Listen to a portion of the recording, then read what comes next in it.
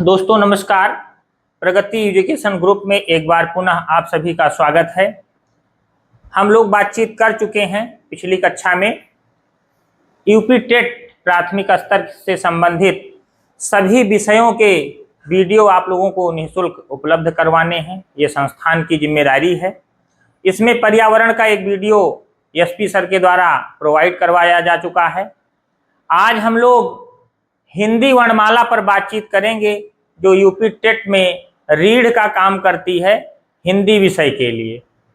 वर्णमाला में हमारे सिलेबस में जो दिया हुआ है उसमें इन बिंदुओं को विशेष रूप से बताया गया है। स्वर एवं व्यंजन के बारे में बातचीत की गई है। वर्णमाला से ही संबंधित है वर्णों के मेल से मात्रिक तथा अमात्रिक शब्द की पहचान करना। दूसरा बिंदु दिया गया है वर्णों के मेल से मात्रिक तथा अमात्रिक शब्द की पहचान करना।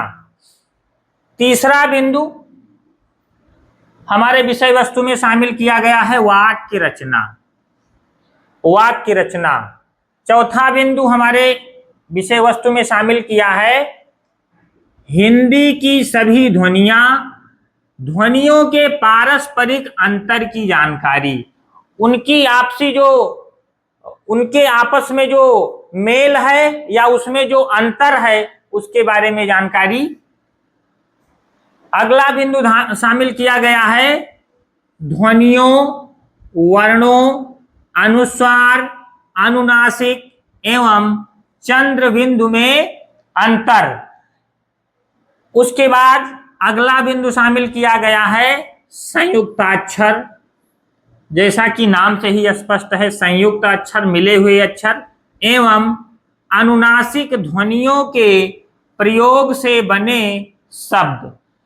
ये 6 टॉपिक ऐसे विषय वस्तु में दिए हुए हैं केवल हमें परेशान करने के लिए। इन 6 टॉपिक का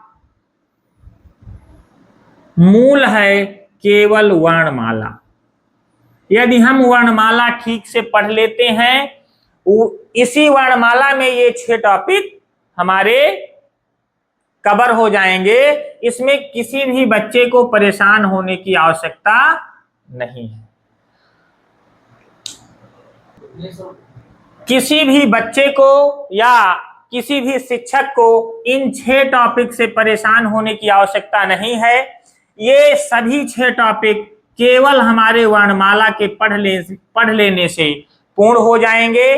वर्णों के मेल से मात्रिक तथा अमात्रिक शब्द, वाक्य रचना, हिंदी की सभी ध्वनियां, ध्वनियों, वर्णों, अनुस्वार, अनुनासिक एवं चंद्रबिंदु में अंतर, संयुक्ताक्षर एवं अनुनासिक ध्वनियों के प्रयोग से बने शब्द। तो आइए देर न करते हुए हम लोग विषय वस्तु पर बात करना प्रारंभ करते हैं।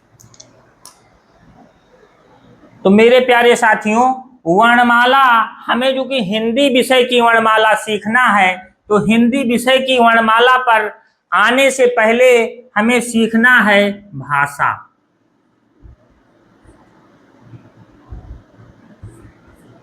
थोड़ी सी बातचीत जब हम भाषा पर कर लेंगे तो हमें सीखने में सरलता होगी।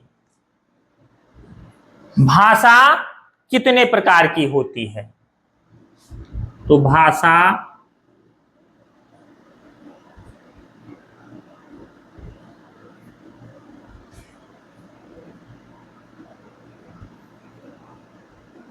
तीन प्रकार की होती है। कौन कौन सी भाषा?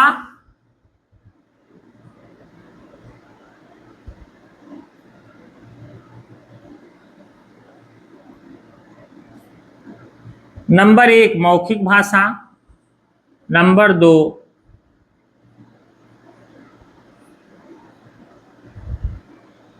लिखित भाषा और नंबर 3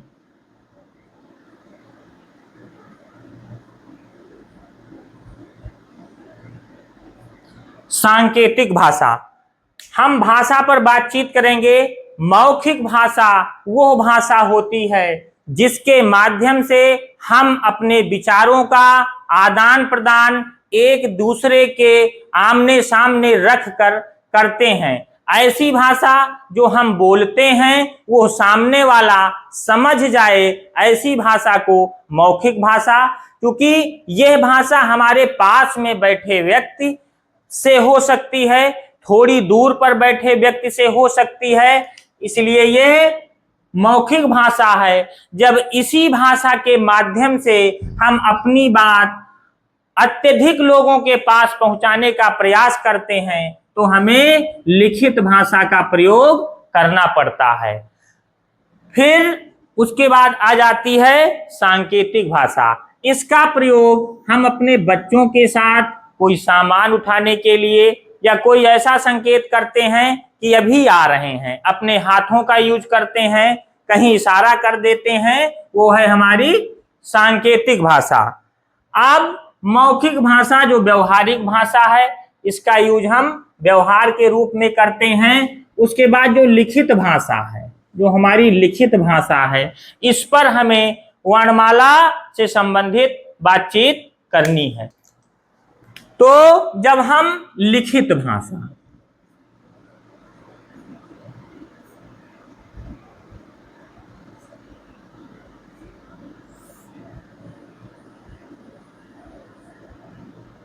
विचार, जब हम लिखित भाषा की बातचीत करते हैं तो हमें वर्णों की आवश्यकता पड़ती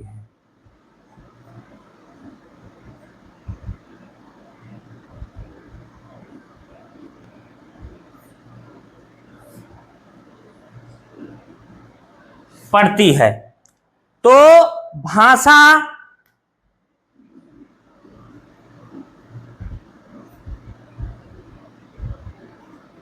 का विकास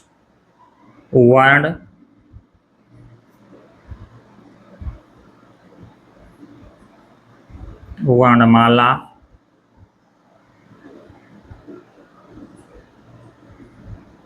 शब्द, वाक्य। जब हम भाषा को आगे बढ़ाएंगे तो सबसे भाषा की सबसे छोटी इकाई वर्ण की आवश्यकता पड़ेगी। वर्णों से हमें वर्णमाला प्राप्त होती है और वर्णमाला के माध्यम से हम शब्द की रचना करते हैं और शब्दों की रचना से हमारे वाक्य का निर्माण होता है। भाषा की जो सबसे छोटी इकाई हमारी है वो वर्ण है। थोड़ा सा इस पर बातचीत करेंगे। वर्ण या अक्षर, इस पर बहुत बड़ी भ्रांति हम लोगों के मन में बनी रहती है कि भाषा की सबसे छोटी इकाई कौन सी है। तो जो वर्ण या अक्षर हम वर्ण की परिभाषा में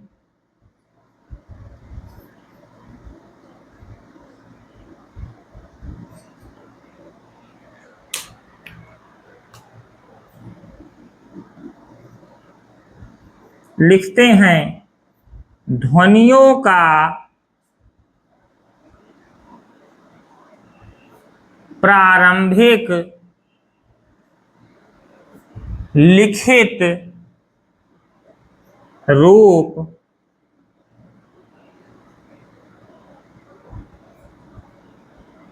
वर्ण कहलाता है।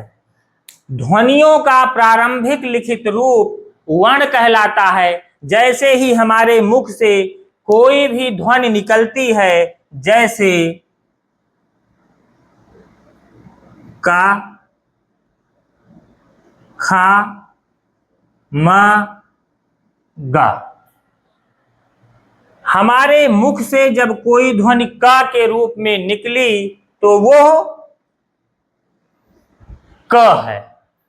और इस क में क और अ, यानी क यहां आ के साथ लिखा हुआ है और यदि इसका वर्ण विन्यास कर दिया जाए तो क प्लस आ का हो जाएगा, लेकिन इसको हम लिपिबद्ध नहीं कर सकते। वर्ण और अक्षर में ये थोड़ा सा अंतर है, इसको हम लिपिबद्ध नहीं कर सकते, इसलिए वर्ण की परिभाषा में इस का को सबसे छोटी इकाई माना गया है। आगे बढ़ते हैं, वर्ण हो गया। अब इन वर्णों के माध्यम से इनके व्यवस्थित क्रम को हम वर्णमाला कहते हैं। यानी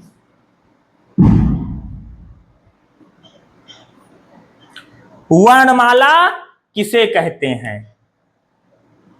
वर्णमाला की परिभाषा में हम लिखेंगे वर्णों के व्यवस्थित समूह को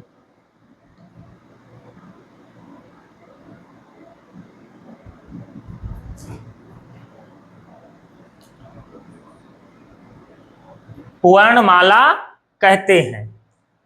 हमें यहां ध्यान रखना है, क्योंकि हमसे भूल हो जाती है, जो व्यवस्थित शब्द है, व्यवस्थित, ये हमारी वर्णमाला की परिभाषा को विशेष बनाता है, क्योंकि हमारे मुख से निकली हुई ध्वनि का हो सकती है, आ हो सकती है, मां हो सकती है, हा हो सकती है।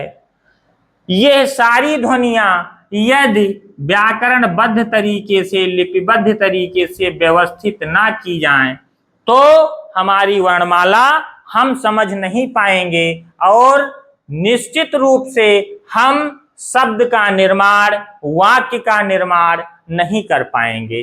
तो इस वर्णमाला की परिभाषा में हमें सदैव याद रखना है कि वर्णों के व्यवस्थित समूह को वर्णमाला कहते हैं। हमारा वर्ण हो गया, वर्णमाला हो गया। परिभाषा हम पढ़ रहे हैं, वर्ण और वर्णमाला हमारा परिभाषा के रूप में हो चुका है। अब हमें यहां एक चीज सीखनी है,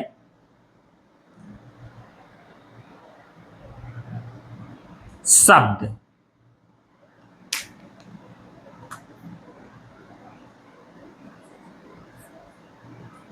शब्द किसे कहते हैं? शब्द किसे कहते हैं? तो इसमें इसकी परिभाषा में हम लिखेंगे कि वर्णों के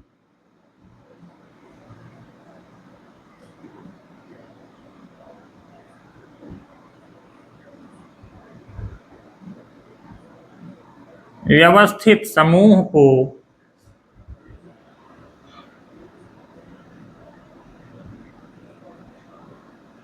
शब्द कहते हैं। वर्णों के व्यवस्थित समूह को शब्द कहते हैं। आइए हम समझ लेते हैं कैसे। जैसे का, ला और मा, इन वर्णों का यदि व्यवस्थित समूह बदल दिया जाए तो ला, का, मा, वर्ण वही हैं, लेकिन इसका कोई सार्थक अर्थ हमारी हिंदी भाषा में नहीं है। जबकि का, ला और मा, कलम का सार्थक अर्थ हमारी हिंदी भाषा में है। तो व्यवस्थित शब्द हमको परिभाषा के रूप में सदैव याद रखना है। यूपी टेट की परीक्षा आप देने जा रहे हैं, किसी भी वर्ण की, वर्णमाला की, शब्द की परिभाषा दे के आपसे पूछा जा सकता है कि निम्न में से यह परिभाषा है। अब हमने सीख लिया है वर्ण, वर्णमाला, शब्द। वाक्य पर आते हैं।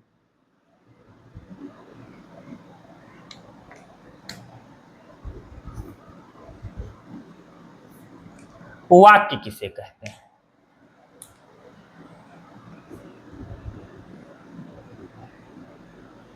शब्दों के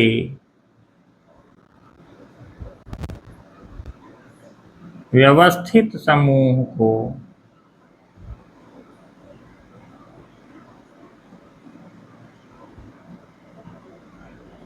वाक्य कहते हैं। एक बार पुनः हमारे साथ ही आप लोग सीख लेंगे, शब्दों के व्यवस्थित समूह को वाक्य कहते हैं। यहां भी व्यवस्थित शब्द का बहुत ही महत्व है। व्यवस्थित शब्द का बहुत ही महत्व है। एक वाक्य लिखते हैं हम, मेरा नाम अमन है। मेरा नाम अमन है। दूसरा वाक्य लिखते हैं, है नाम मेरा अमन। ये दो वाक्य आपके सामने लिखे हुए हैं। अब व्याकरण के दृष्टिकोण से हम सभी जानते हैं मेरा नाम अमन है, यह सही है। यदि है हम पहले कर देते हैं तो हमारा यह वाक्य गलत हो जाता है। दूसरा वाक्य देख लेते हैं, राम जाता है। फिर लिखते हैं, है राम जाता। ये बोलने में, चूंकि हमारी हिंदी हमारी मातृभाषा है, हम वैसे भी समझ सकते हैं कि यदि इस वाक्य को बोला जाए तो ये हमें ऑड फील होता है, अच्छा नहीं लगता। और जब हम ये बोलते हैं राम जाता है तो हम समझ जाते हैं कि यह सही है। तो शब्दों के व्यवस्थित समूह को वाक्य कहते हैं। अब हमने सीखा वर्ण, वर्णमाला, शब्द, वाक्य। लेकिन वर्णमाला को सही ढंग से सीखने के लिए एक चीज अभी बाकी है, लिपि।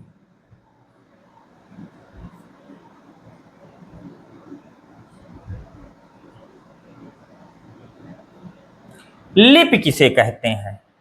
हमारे वर्णमाला की शुरुआत यहां से होती है। लिपि किसे कहते हैं? तो इसकी परिभाषा में लिखना है, हिंदी भाषा में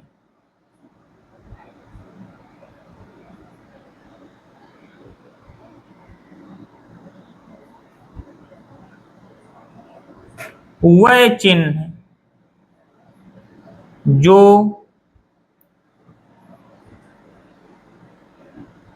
व्याकरण की दृष्टि से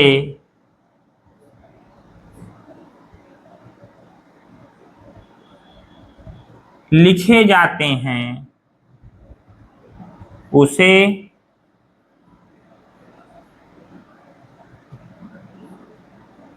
लिपि कहा जाता है। ये थोड़ा सा समझने के लिए है, छोटी सी परिभाषा आप जान सकते हैं कि लिपि लेखन की एक विधि है।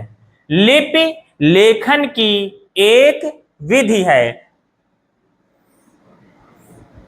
हमारे मुख से कोई भी ध्वनि जब निकलती है, जब उसको चिन्ह प्रदान कर दिया जाता है या उसको लिख दिया जाता है तो वो लिपि का रूप धारण कर लेती है। यानी जो लेखन की विधि है या चिन्ह प्रदान कर देना, ये लिपि है। आइए, जो अभी नहीं लिख पाए हो स्क्रीनशॉट कर ले लेंगे, बाकी मिटाने का काम शुरू करते हैं। जल्दी से ले लीजिए।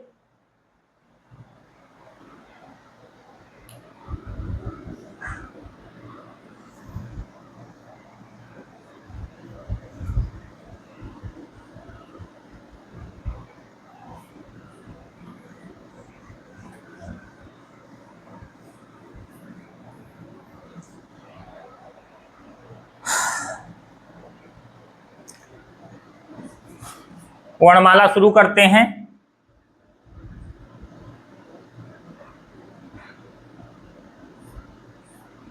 परिभाषा हम लोग देख चुके हैं। वर्णमाला को दो भागों में बांटा गया, स्वर और व्यंजन। जो हमारी हिंदी की वर्णमाला है उसको दो भागों में बांट दिया गया है, स्वर और व्यंजन। इसमें कुल कितने वर्णों को शामिल किया गया है ये हम आज सीखेंगे। स्वर वर्ण कौन कौन से होते हैं, पहले ये जान लेते हैं कि स्वर किसे कहते हैं। स्वर ध्वनियां कौन सी हैं और व्यंजन ध्वनियां कौन सी। स्वर,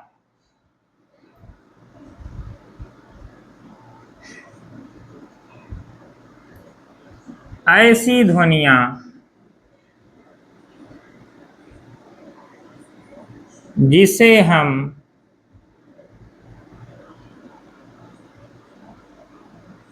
बिना किसी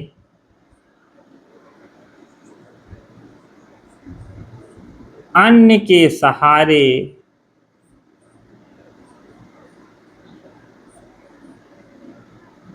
बोलते हैं, वह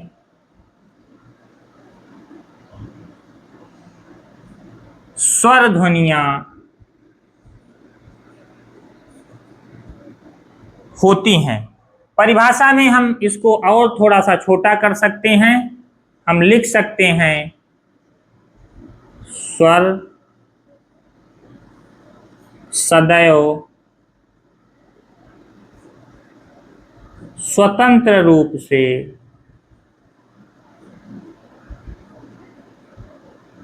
बोले जाते हैं। अब आ जाइए व्यंजन में। व्यंजन की परिभाषा हम जान लेते हैं। व्यंजन किसे कहा जाता है। हमारी वर्णमाला में स्वर और व्यंजन, स्वर की परिभाषा आपके सामने लिखी हुई है सरल शब्दों में, आप इसको नोट कर लीजिए। व्यंजन को सीख लेते हैं। ऐसी ध्वनियां या वर्ण, वर्ण यहां भी लिख लीजिएगा, या वर्ण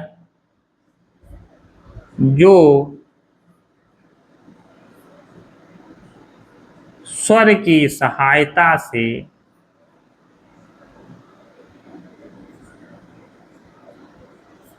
बोले जाते हैं, व्यंजन वर्ण होते हैं।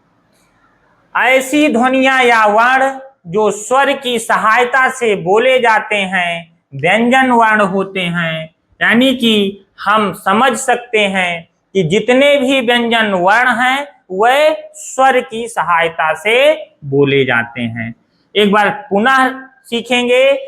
ऐसे वर्ण जो स्वर की सहायता से बोले जाते हैं, व्यंजन वर्ण होते हैं। अब हम लिखते हैं कि स्वर वर्ण कौन कौन से हैं।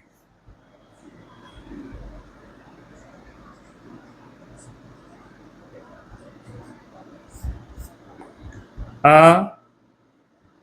आ, इसको हम छोटा आ बोलते हैं, इसको हम बड़ा आ बोलते हैं, जबकि यह है क्या, आ। छोटी ई, बड़ी ई, छोटा ओ, बड़ा ओ,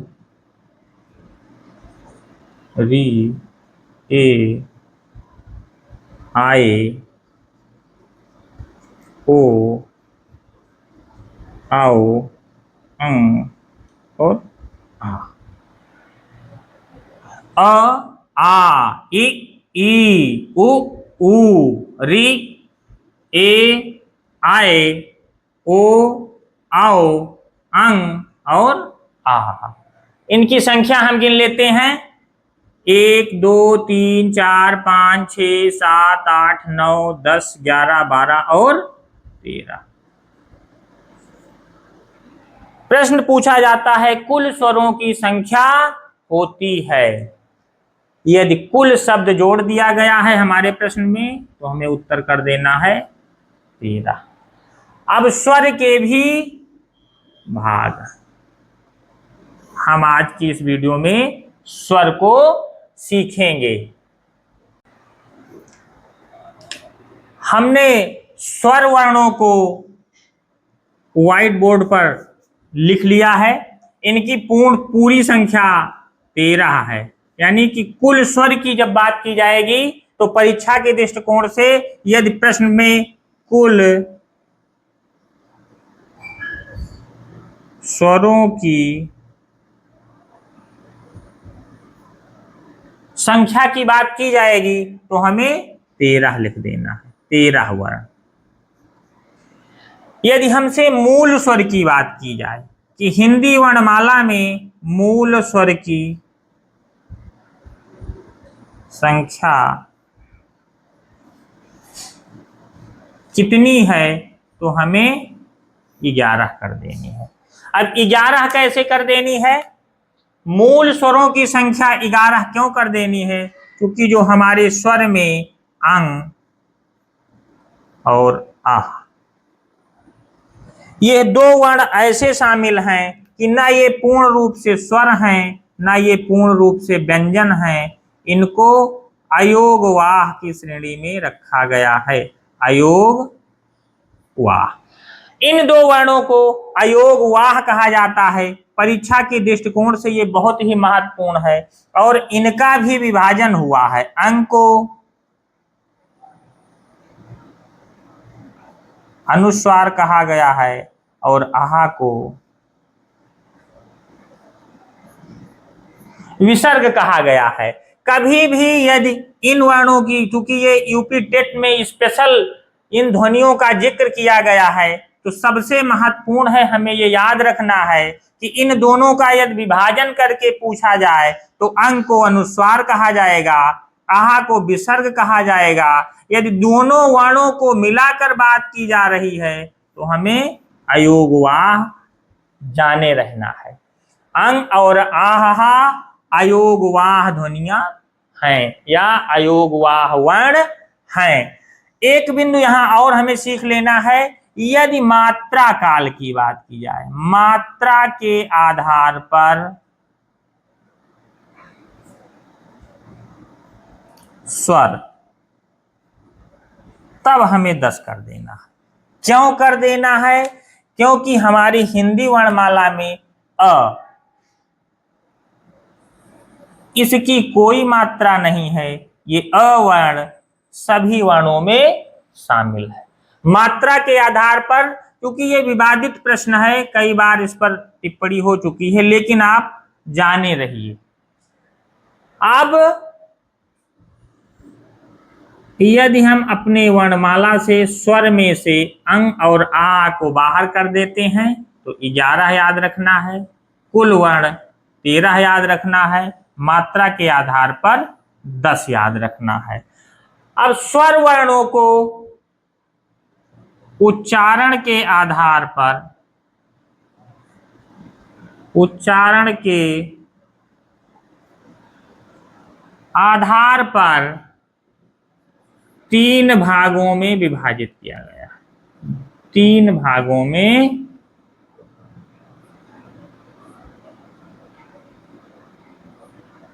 विभाजित किया गया है।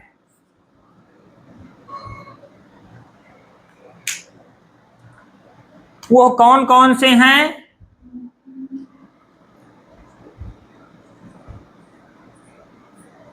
नंबर 1 ह्रस्व स्वर, नंबर 2 दीर्घ स्वर और नंबर 3 प्लुत स्वर। अब इनकी परिभाषा हम देख लेते हैं। ह्रस्व स्वर किसे कहा जाता है? जो हमारा ह्रस्व स्वर है, इसकी परिभाषा में हम लिखेंगे ऐसे स्वर जिनको बोलने में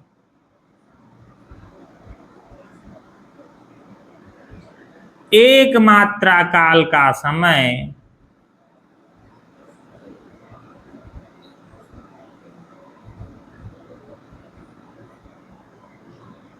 लगता है, ह्रस्व स्वर होते हैं। ह्रस्व स्वर कहलाते हैं। ऐसे स्वर जिनको बोलने में एक मात्रा काल का समय लगता है, ह्रस्व स्वर कहलाते हैं। ऐसे स्वर जिनको बोलने में एक मात्रा काल का समय लगता है, ह्रस्व स्वर कहलाते हैं। ह्रस्व स्वर की संख्या 4। अ, ई उ री। हमारे हिंदी वर्णमाला में ह्रस्व स्वरों की संख्या 4। कितनी? 4। अ, ई, उ, री। अब आ जाइए हम दीर्घ स्वर की परिभाषा पढ़ते हैं। दीर्घ स्वर की परिभाषा में लिखा जाएगा ऐसे वर्ण या ऐसे स्वर जिनको बोलने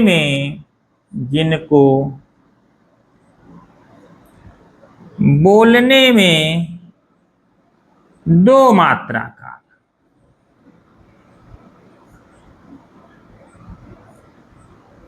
का समय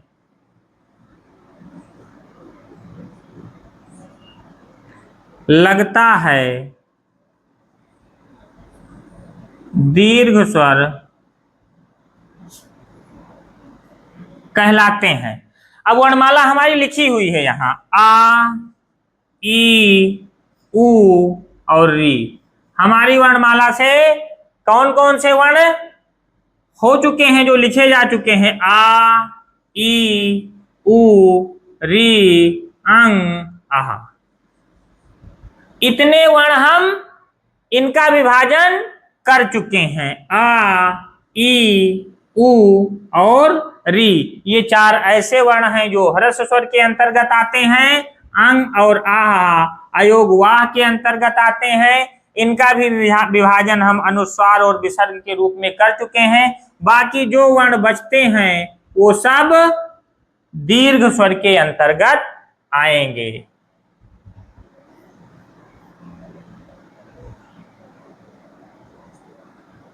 बड़ा आ, बड़ी ई, बड़ा उ, ए, आए, ओ, आओ। दीर्घ स्वर की संख्या 1, 2, 3, 4, 5, 6, 7। हमारे हिंदी वर्णमाला में दीर्घ स्वरों की संख्या 7 है, यानी कि 4 + 7 + 2। हमारे 13 वर्ण पूर्ण हो चुके हैं।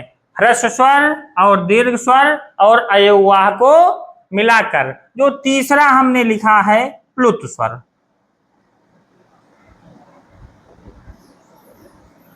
हमारे हिंदी में अब इसका यूज नहीं हो रहा है, लेकिन संवाद में, नाटक में, खुशी में, गुस्से में हम इन वर्णों का यूज करते हैं। प्लुत स्वर की परिभाषा हम लिखेंगे ऐसे स्वर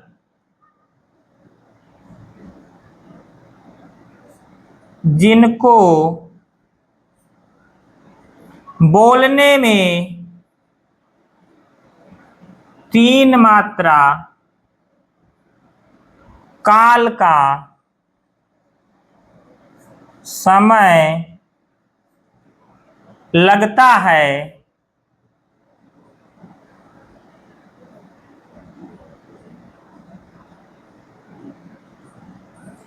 प्लुत स्वर कहलाते हैं। उच्चारण में हम कहते हैं हे। गुस्से में रहते हैं, कहते हैं आ। तो अरे। हम जब इस तरह का उच्चारण करते हैं तो ये प्लुत स्वर के अंतर्गत आता है। आज हम लोगों ने सीखा है वर्णमाला से संबंधित सामान्य जानकारी और स्वर वर्णों के बारे में। वीडियो जो कि ज्यादा बड़ी हो जाएगी, व्यंजन वर्ण और स्वर से जो कुछ बिंदु छूटे हैं उसको हम नेक्स्ट वीडियो में पढ़ेंगे। धन्यवाद।